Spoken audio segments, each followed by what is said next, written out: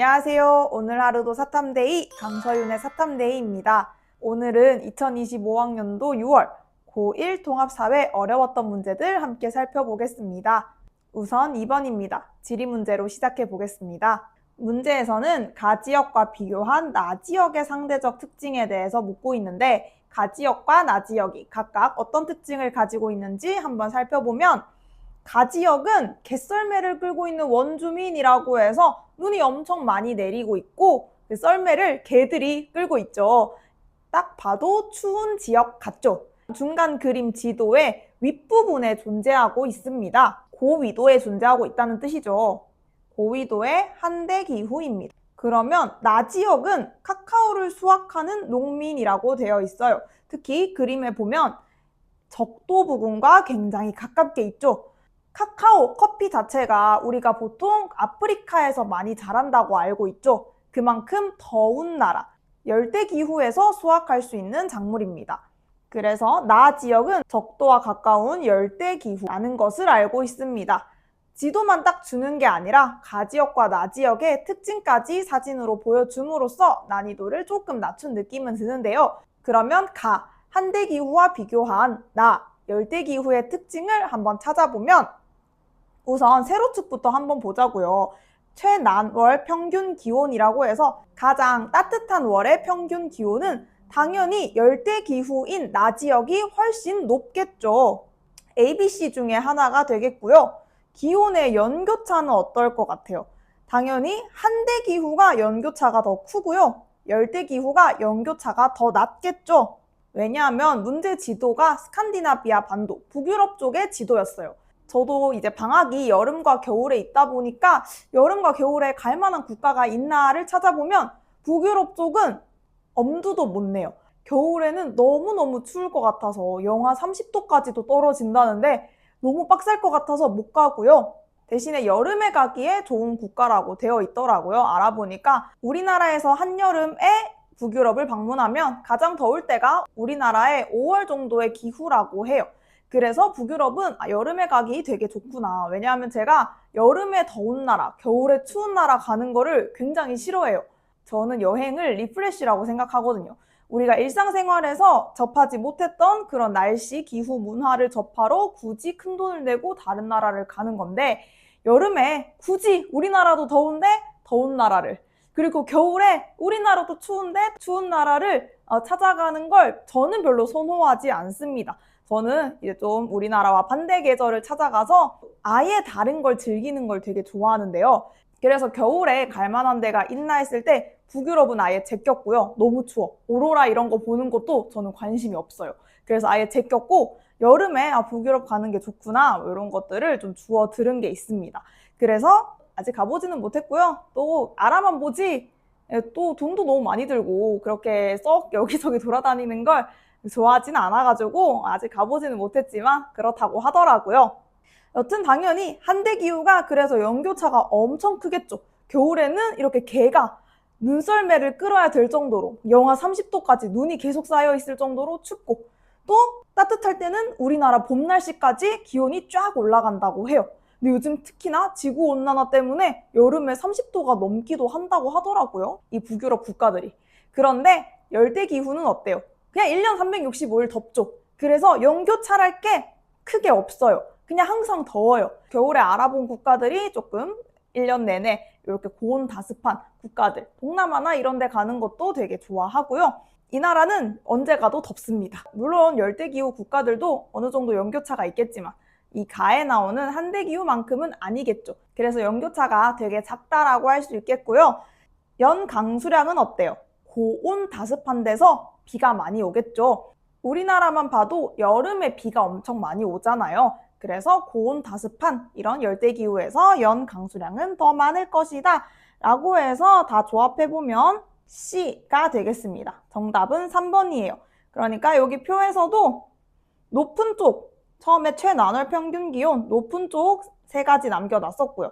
그리고 기온의 연교차는 작았으니까 C 한 개밖에 안 남긴 하지만 예의상 연강수량도 찾아봤더니 연강수량이 많은 C가 확실한 정답이 되었습니다. 입체 도형 보는 방법들은 처음엔 낯설어도 하다 보면 기계적으로 잘 풀 수 있게 됩니다. 그러니까 연습 문제를 많이 풀어봐야겠죠? 그리고 다음으로 4번으로 넘어가겠습니다.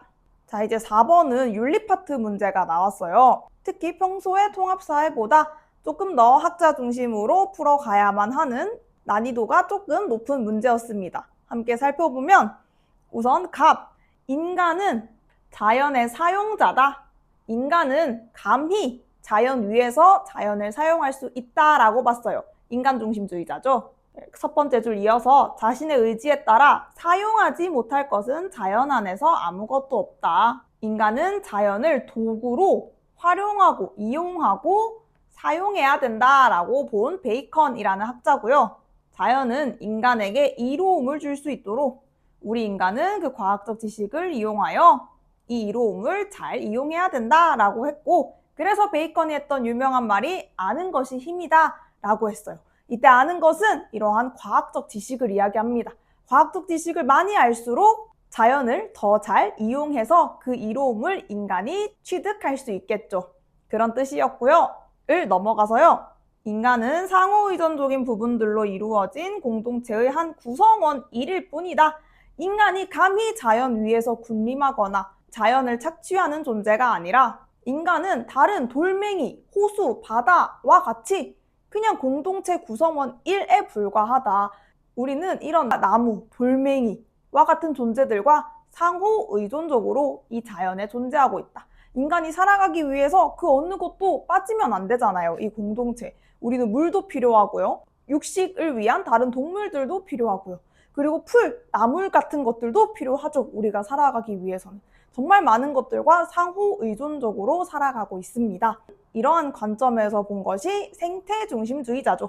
인간은 이러한 생명 공동체를 보존하기 위해 대지를 이용할 수는 있으나 이러한 윤리적이고 심미적 관점에서 검토하여 이용해야 한다라고 한 레오폴드라는 학자였어요.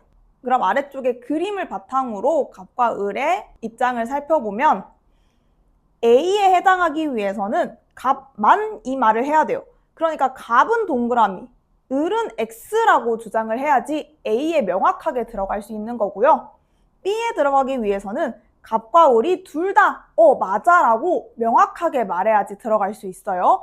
그리고 C에 해당하기 위해서는 갑은 틀렸고 C는 무조건 명확하게 맞다라고 되어야지 C에 해당하는 말입니다. 이 점을 유의해서 A, B, C를 한번 풀어보면요. A, 인간은 내재적 가치를 지닌 존재이다. 확실하게 인간 중심주의자들이 그렇게 이야기를 하겠죠. 내재적 가치라는 게 그 안에 가치를 품고 있다라는 거예요. 그러니까 존재 자체로 내가 뭔가를 특출나게 잘하지 않고 인간이 무언가를 이루지 않아도 인간이라는 그 자체로 가치를 지니고 있다라는 점에서 내재적 가치라고 하는데요. 인간 중심주의자들은 당연히 인간은 내재적 가치를 지니고 있다라고 볼 거예요. 그리고 다른 것들은 존재 자체가 아니라 인간에게 이로움을 줄 때만 또 가치가 있다. 이런 식으로 말을 하겠죠. 인간 중심주의자니까. 그러면 우리가 이 1번이 정답이기 위해서는요. 즉 A에 들어가기 위해서는 OX가 나와야 돼요. 명확하게 레오폴드가 인간은 내재적 가치를 지니고 있지 않았어 라고 해야지 1번이 맞는 말이 되는데 레오폴드는 그렇게 말하지 않겠죠. 인간도 내재적 가치를 지니고 있고 자연도 내재적 가치를 지니고 있으니 우리가 이 대지 공동체 안에서 그 어느 것 하나도 빠져서는 안 되는 평등하게 소중한 존재야 라고 하는 게 생태중심주의 사람들이었어요. 인간은 가치가 없고 저런 풀, 나무, 자연들만 가치가 있어 라고 하지 않았죠. 아까 제시문에서도 인간은 다른 것들과 상호 의존적인 구성원이다. 구성원으로서의 지위를 인정해 줬어요. 그렇기 때문에 인간은 내재적 가치를 지니지 않았어 라고 하는 게 아니라 인간도 지니고 있고 자연도 지니고 있으니 우리 함부로 자연을 해치고 그러진 말자 라고 주장을 한 거예요. 그래서 둘 다 O이기 때문에 1번이 틀린 대답입니다. 2번으로 넘어가서요. 인간은 생태계 전체를 도덕적으로 고려해야 된다라고 했는데 생태계 전체를 도덕적으로 고려해야 된다고 생태 중심자들이 X라고 외치지 않았겠죠. 사실 갑에 가기에 적절한지 아닌지는 약간 애매한 문장이긴 해요. 왜냐하면 인간 중심주의자들이 인간에게 이로움을 준다면 또 생태계 전체를 고려해야 된다라고 할 수도 있는 거잖아요. 2번 A에 들어가기 위해선 OX가 나와야 된다고 했죠. 그런데 생태중심주의자들이 무조건 O라고 할 대답이기 때문에 2번은 정답이 될 수 없어요. 3번으로 넘어가서요. 인간은 필요에 따라 자연을 이용할 수도 있다라고 했는데 갑 맞죠? 인간중심주의자들은 인간이 필요하다면, 인간에게 이로움이 된다면 자연을 이용해도 된다라고 할 거예요. 그런데 생태중심주의자들은 어떻게 이야기를 할까요? 생태중심주의자들도 O라고 이야기를 할 거예요. 그래서 정답은 3번이 됩니다. 방금 여기서 물음표가 뜬 친구들이 있을 수가 있어요. 생태중심주의자들은 인간도 이 대지의 평범한 구성원 1이라고 했는데 갑자기 자연을 이용해도 된다라고 했다니요? 라고 할 수 있는데 제시문에도 물론 세 번째 줄에 보면 대지를 이용할 때 경제적 관점뿐만 아니라 윤리적, 심리적 관점에서도 검토해야 된다라고 나와 있기도 하고요. 레오폴드 자체가 이용할 수 있다라고 봤어요. 언제?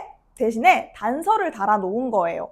언제 가능하냐면 이 대지에 신미성, 안정성, 온전성을 해치지 않는 범위 내에서 가능하다라고 한 겁니다. 그러니까 우리가 살아가기 위해서는 요즘 같은 시절에 비행기 필요하잖아요. 꼭 개인의 취미나 이런 여행 용도도 있지만 국가와 국가 간의 무역, 수출, 수입 이런 것과 관련해서도 비행기, 선박 등이 필수적이에요. 그런데 버드 스트라이크라고 해서 비행기에 이 새들이 부딪혀서 죽는 경우가 너무 많다는 거예요.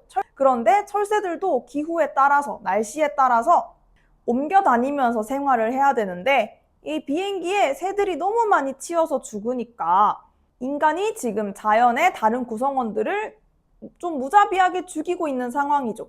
이럴 때 생태중심주의자들이라고 해서 아예 비행기 띄우지 마, 배 띄우지 마라고 하는 게 아니라 그러면 철새들이 좀 많이 다니는 시간에 피해서 비행기를 다닌다던가 아니면 좀 그 노선이나 그 항공로를 좀 조절하자라는 식으로 오해해서 이야기를 해요.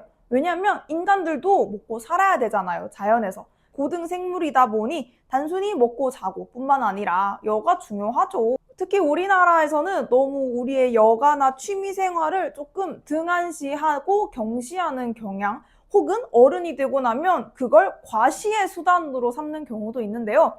인간에게 어느 정도 이렇게 다양한 세계를 접하고 다양한 취미 생활을 하는 건 삶의 질을 위해서 어느 정도 필요합니다. 그런 것들을 다 자연을 해치는 거니까 하지 마라고 하는 건 아니고요. 이용할 수도 있는데 그거를 경제적인 측면에서만 보지 말고 우리 같이 이 대지에 다른 공동체 구성원들도 고려를 하자. 이때 공동체 구성원이란 방금 말한 철새도 포함이 되겠고요. 혹은 이 산이라던가 바다라던가 이런 것들도 다 구성원의 지위를 줍니다. 무생물들마저도. 그리고 이런 것들이 한데 자연스럽게 조화롭게 어우러져서 살아가자라는 게 생태중심주의자이기 때문에 인간도 내재적 가치를 지니고 있다라고 했고요. 자연을 이용할 수도 있다라고 했어요. 근데 대신 경제적 측면만 보지 말자라고 한 겁니다. 4번 넘어가서요. 인간을 포함한 자연 전체는 하나의 살아있는 유기체다라고 한 거는 C에 들어갈 말이겠죠. 왜냐하면 이 하나의 살아있는 유기체라는 게 이 대지 전체를 하나의 유기체, 생명으로 본 거예요. 우리 인간, 이 생명체가 살아가기 위해선 눈도 필요하고 코도 필요하고 입도 필요하고 손가락, 손톱, 발톱, 장기 이런 것들이 다 필요하죠. 하나라도 없으면은 인간이 안정적인 생활을 영위하기가 힘들단 말이에요. 그쵸? 눈이 한쪽이라도 없으면 너무 불편하겠죠. 그런 것처럼 손톱, 발톱 우리가 평소에는 별거 아닌 것처럼 대하기도 하지만 그 중에 하나라도 뽑히면 어때요? 우리의 안정적인 생활이 방해가 되겠죠. 그래서 이 자연 전체를 이러한 하나의 생명체 구성으로 본 게 생태중심주의였어요. 그런데 인간중심주의는 그게 아니었잖아요. 독립적인 개체들로 봤잖아요. 그래서 X5고요. C에 들어가야 할 말이었습니다. 그리고 5번으로 넘어가서요. 인간은 자연의 주인이다 라고 한 거는 인간중심주의자겠죠. 그리고 생태중심주의자는 주인이라던가 어떠한 계급으로 본 게 아니라요. 평등한 구성원이다 라고 봤기 때문에 틀린 말이었습니다. 정답은 3번이었고요. 넘어가서요. 6번 살펴보겠습니다. 보면 요즘은 문제들도 되게 재미있게 나와요. 온라인 공유 게시판의 일부이다 어쩌고 해서 말이 나오는데 지리 문제입니다. 한번 살펴보면 제주도 이야기가 나왔어요. 한국지리인가 봐요. 제주도는 화산섬입니다. 제가 고등학교 때도 수학여행으로 제주도를 갔는데요. 요즘도 수학여행을 이렇게 제주도로 가는지는 잘 모르겠는데 저는 제주도로 갔다 왔어요. 근데도 이게 화산섬인지 몰랐거든요. 한국지리를 하지도 않았었고 고등학교 때는. 오히려 성인이 돼서 한국지리를 배우면서 알아서 너무 신기했어요. 아, 그래서 돌하르방 봤죠? 그리고 구멍이 송송송송 뚫려 있죠.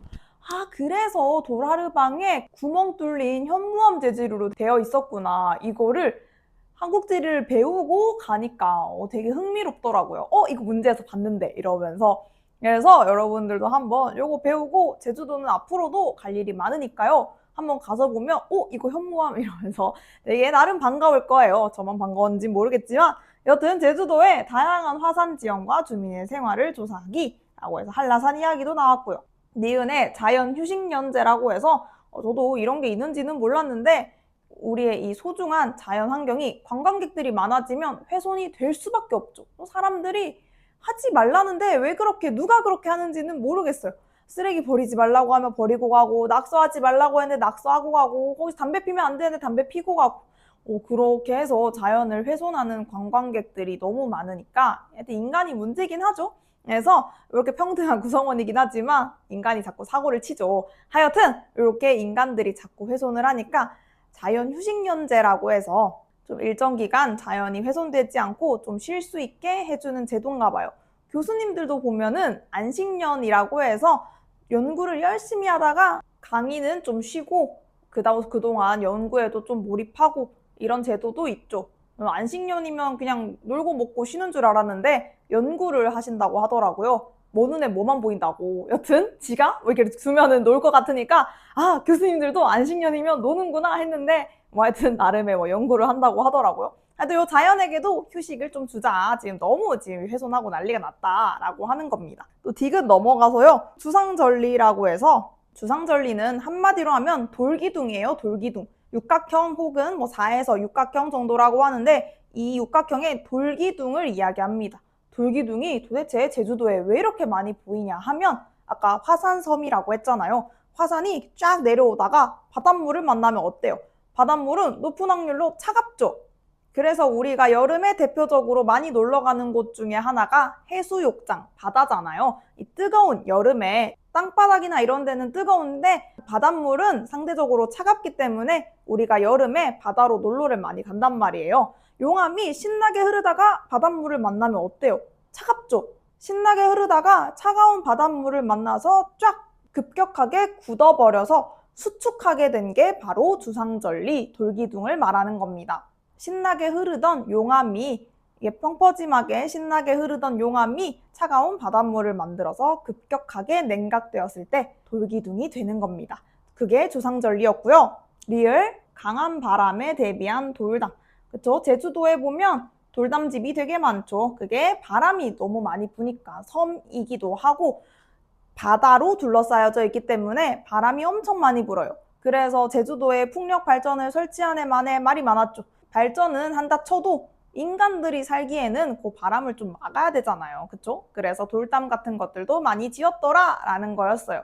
대충 기억에서 리를 살펴봤고요. 보기로 넘어가서요. 기억.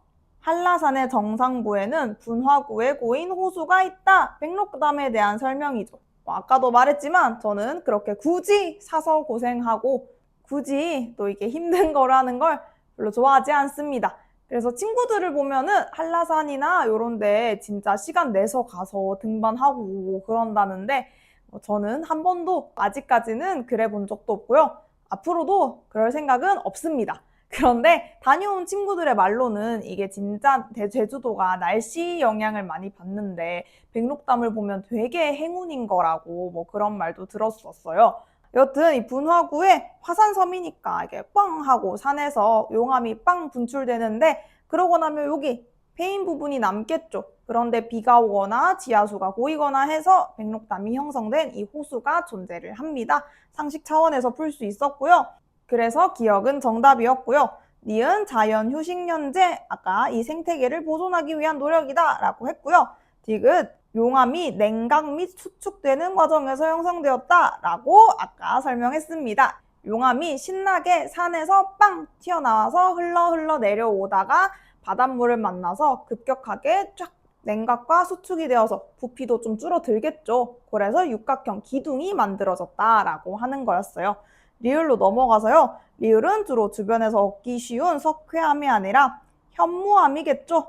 석회암은 물에 잘 녹잖아요. 그래서 석회암이 많은 지역에 가면 물이 되게 탁해. 그래서 여행 갔다 와서 뾰루지 나서 오는 사람들 많아요. 우리나라는 물이 되게 깨끗한 편인데 유럽이나 동남아 지역이나 이런 데 갔을 때 석회암이 녹은 지하수들, 탁한 물들이 많아서 그걸로 씻은 우리나라 사람들이 평소에 만나던 물이 아니다 보니 뾰루지도 나고 한다고 하더라고요.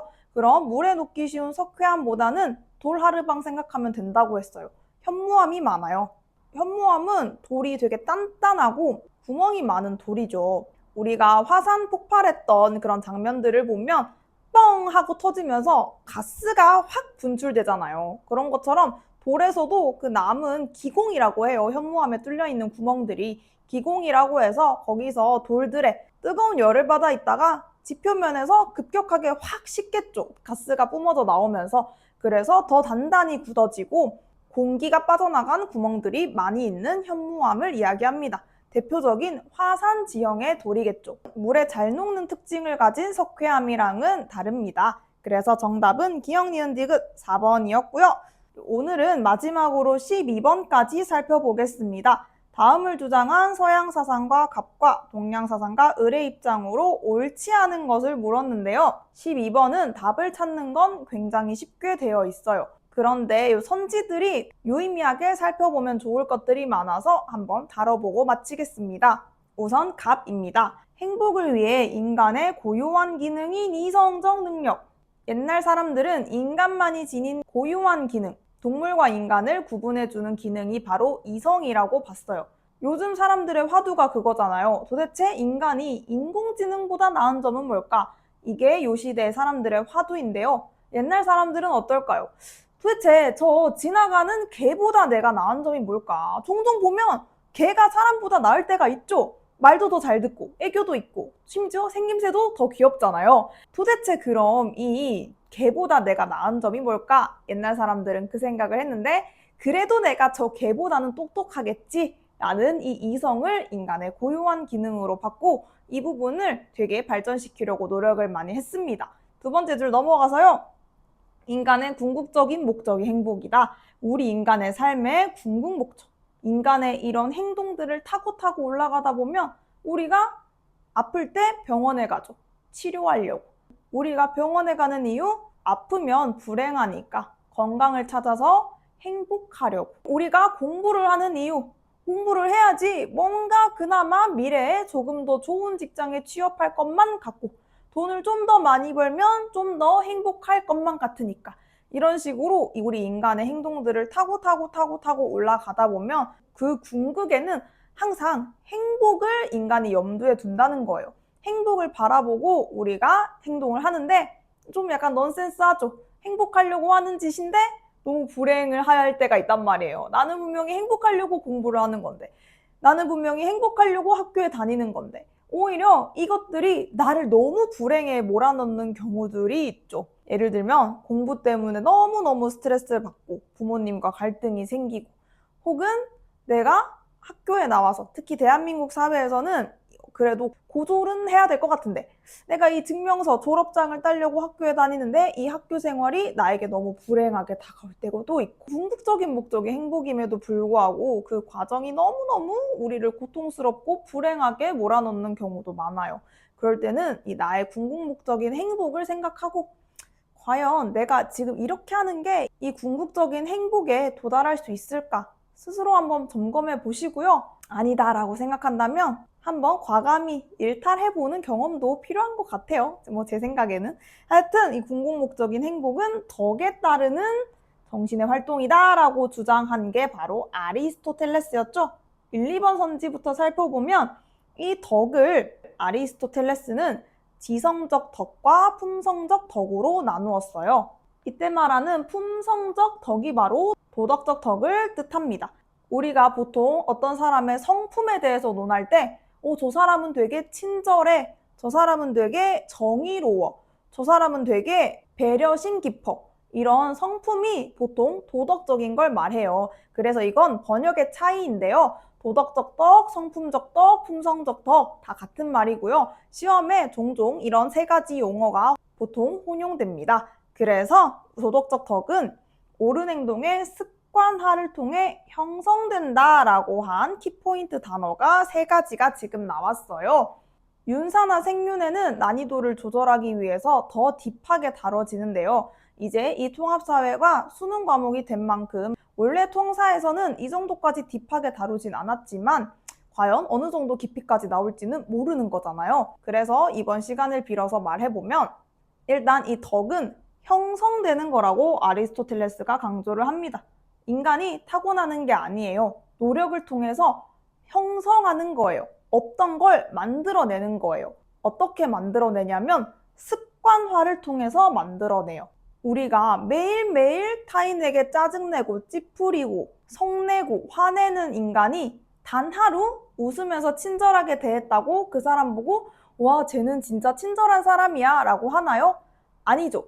그 사람에게 그 사람이 매일같이 보여줬던 짜증, 분노, 이거를 그 사람의 성품이라고 생각하죠. 그리고 대개 그런 성품은 습관화가 되어 있기 때문에 이게 잘못 습관화가 되면 진짜 나도 모르는 사이에 확 짜증을 내고 분노하고 컨트롤이 잘 안 되어 버려요. 특히 먹는 것도 좀 그렇죠. 먹는 거나 물건을 사는 거나 이런 것들이 막 습관처럼 홀린 듯이 이런 말 하잖아요. 홀린 듯이 막 먹고 있고 홀린 듯이 막 물건 사고 있고 이런 말들을 하는데 그러니까 그런 절약하는 성품, 절제하는 성품, 그러한 도덕적인 측면은 습관화를 통해 우리가 만들어 나가는 거예요. 타고나기를 절제 있고 타고나기를 배려 있는 사람은 없어요. 노력해서 습관화를 통해서 만들어 나간다라고 아리스토텔레스가 말했고요. 이게 타고난다 이런 식으로 갔으면 틀렸을 손지고요. 원래 윤리 과목에서는 그렇게도 많이 문제로 나왔었어요. 그래서 1번 도덕적 덕은 습관화를 통해서 형성된다 라는 거 여러분들이 거의 기계처럼 외워두면 좋을 것 같고요. 2번으로 넘어가서요. 행복한 삶을 위해서는 반드시 덕을 갖추어야 된다. 맞죠? 왜냐하면 행복의 정의 자체가 덕에 따라서 사는 거라면서요. 그리고 그 덕이 바로 인간의 고유한 기능에 따라 사는 거다라고 했고 인간에게는 그 고유한 기능이 이성이라고 한 거였어요. 그래서 우리가 행복하기 위해서는 그저 맛있는 거 먹고 그저 탱자탱자 놀고 그저 잠을 많이 자는 게 아니라 우리가 이성적으로 생각했을 때 내 인생을 바꿀 수 있는 기회가 여러분들 그렇게 흔치 않아요. 20살 넘어서 가면은 인간의 이런 방향을, 내 삶의 방향을 물론 바꿀 수는 있어요. 그런데 그 난이도가 고등학교 3년 노력한 거에 비해서는 훨씬 더 높아져요.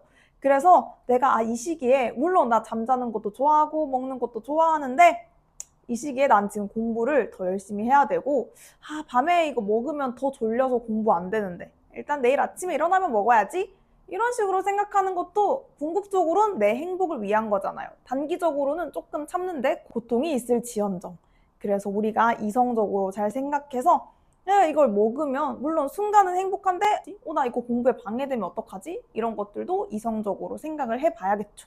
그래야지 궁극적인 행복에 도달할 수 있다라고 아리스토텔레스는 말했습니다. 그래서 어떠한 행위는 하기 전에 내가 하고 싶은지보다는 이거 하고 나면 내가 과연 장기적으로 어떨까를 좀 생각해보면 좋긴 해요. 그럼 다시 을 제시문을 살펴보면 세 번째 줄 사랑의 정신인 인의 정신 유교 사상가죠. 특히 공자의 유명한 말이었고요. 3번 살펴보면 행복을 위해 무의자연의 삶을 추구해야 된다는 아니었어요. 이거는 도가 사상가들이 말한 행복이었죠. 예를 들면 노자라던가 장자라던가 이런 도가 사상가들이 중시한 말인데요. 도가 사상가들은 애초에 이 인의 예지를 인간의 인위적인 것이라고 봤고요. 되게 싫어했어요. 무의자연은 그냥 흘러가는 대로 뭔가 인위적으로 예를 배워서 어른한테는 이렇게 해야지, 밥 먹기 전엔 이렇게 해야지, 부부간엔 이렇게 해야지, 인간이라면 이렇게 해야지 라고 우리가 배워서 하는 모든 것들은 인간의 인위적인 것이고 괜히 거기 얽매이다 보면 우리가 행복할 수가 없다라고 이야기해요. 개인적으로 제가 예의가 별로 없어서 그런지 되게 도가를 좋아해요.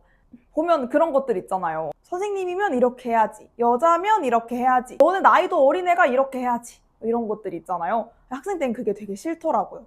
그런데 이제 어느 정도 나이가 먹고 선생님이 되니까 이제 제가 막 학생들한테 야, 뭐 학생이면 이렇게 해야지 이러고 있는데 내가 학생 때 되게 싫어했던, 그래서 제가 도가사상가를 되게 좋아하거든요. 무의자연, 그치, 내가 일단 예의를 왜 지켜야 되지? 근데 제가 또 이제 아래에 가면 또 그 무의자연 또 되게 사랑하게 되죠. 내가 왜 굳이 그렇게 해야 되지? 막 이런 말도 하는데, 하여튼 도가사상가들은 그런 특히 예의 되게 싫어해요. 그 인간이 만든 인위적인 그런 것 때문에 나누게 되잖아요. 너는 옷차림이 되게 단정하구나. 너는 예의 바르니까 착하고 좋은 사람. 너는 옷차림이 이 추리닝 입고 후줄근하게 되게 별로구나. 되게 별로인 사람. 이렇게 나뉘어지고.